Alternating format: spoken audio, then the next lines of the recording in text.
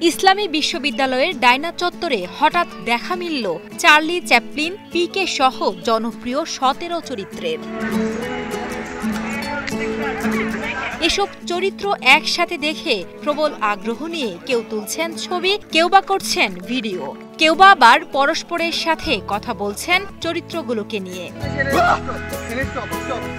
এখানে শুধু Charlie Chaplin ও পিকে নয়, আছে নীরব অভিনয়ে বিশ্বব্যাপী জনপ্রিয় অভিনেতা চার্লি চ্যাপলিন, কলকাতার গহনার বাক্স সিনেমার নায়িকা, আছে চিত্রশিল্পী ভিনসেন্ট ভ্যান গগহ, শাকচুন্নি সহ দেশ বিদেশের জনপ্রিয় ১৭টি চরিত্র। আমরা আসলে পরিচিত চরিত্রগুলোই নির্বাচন করেছি আমরা, কারণ আমাদের এখানে আমরা ভর্তি পরীক্ষাকে কেন্দ্র করেই আমরা মূলত ক্যারেক্টার ডেটা করে থাকি।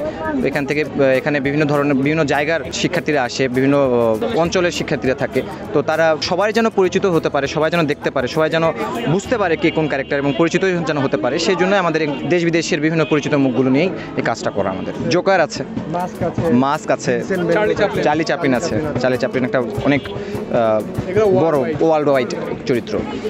আলাদিন আছে, মঞ্জুলিকা আছে, গয়নার বাক্স আছে।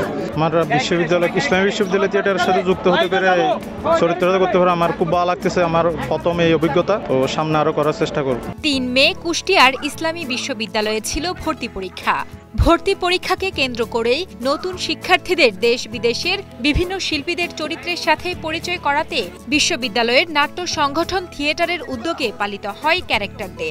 বিশ্ববিদ্যালয়ে ভর্তি পরীক্ষা দিতে এসে এমন সব বিরল চরিত্রের মানুষ দেখে ভর্তি পরীক্ষা দিতে আসা শিক্ষার্থীরাও অবাক দৃষ্টিতে দেখছিলেন তাদের। কলকাতার গয়নার বাক্স সিনেমার যে মেইন ক্যারেক্টার, যে পিসিমা, রাসমণি পিসিমা, ওনার হচ্ছে ইয়াং যে এজটা, উনি যখন যুবতী ছিলেন, উনি যুবতী অবস্থায় বিধবা হয়ে যান, সেটা পালন করছেন। এর মাধ্যমে আমি বোঝাতে চাচ্ছি যে বিধবা হওয়ার পরেও তার গয়না পরার প্রতি যে একটা আকর্ষণ, সেটি রয়ে গেছে, এবং মৃত্যুর পরেও তার গয়নার প্রতি একটা ভালোবাসা ছিল, সেটা রয়ে গেছে। এটাই প্রথম এই ক্যারেক্টারে নিজেকে উপস্থাপন করে কেমন লাগছে? আলহামদুলিল্লাহ, ভালো লাগছে। জানা যায়, বিশ্ববিদ্যালয় থিয়েটারের সদস্যদের অভিনয় দক্ষতা বাড়ানোর উদ্দেশ্যে এই উদ্যোগ গ্রহণ করা হয়। এছাড়াও বিশ্ববিদ্যালয়ের শিক্ষার্থীদের সাংস্কৃতিক দিক দিয়ে আগ্রহী করে তুলতে দিনটি পালন করা হয় বলে জানান আয়োজকরা। মানুষ সহজাতভাবে আমাদের ভিতর এমন একটা বৈশিষ্ট্য থাকে যে আমরা আসলে বিভিন্ন চরিত্র নিজের ভেতর ধারণ করতে চাই।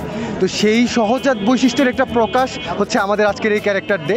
আমরা আসলে যে স্বপ্নগুলো, যে চরিত্রগুলো নিজেদের ভিতর লালন করার জন্য স্বপ্ন পোষণ করি, সেই চরিত্রগুলোকেই আমরা আসলে আজকে নিজেদের মাধ্যমে ফুটিয়ে তুলেছি এবং আসলে জনগণকে বোঝাতে চেয়েছি, বা যে নবীন শিক্ষার্থীরা আজকে পরীক্ষা দিতে এসেছিল তাদেরকে বোঝাতে চেয়েছি যে আপনি যে কোনো চরিত্র নিজের ভিতর ধারণ করতে চাইলে সেই ধারণ করার মতন যোগ্যতা বা প্রকাশ আপনার ব্যক্তিগত অধিকার, সেটা আপনি করতেই পারেন চাইলে, এবং সেই প্রকাশে কোনো বাধা নেই। আপনি যে কোনো চরিত্র নিজের ভিতর ধারণ করতে পারেন, এবং সেই চরিত্র ধারণ করার জন্য যে সেই চরিত্রে সকল কিছু আপনার ভিতর করতে হবে বা প্রতিষ্ঠা করতে হবে এমন না। আপনি শুধুমাত্র কস্টিউমের মাধ্যমে বা শুধু বাচনভঙ্গির মাধ্যমে আপনি সেই চরিত্রটি কিছুক্ষণের জন্য হলেও, আপনার স্বপ্ন পূরণের জন্য হলেও আপনি ধারণ করতে পারেন।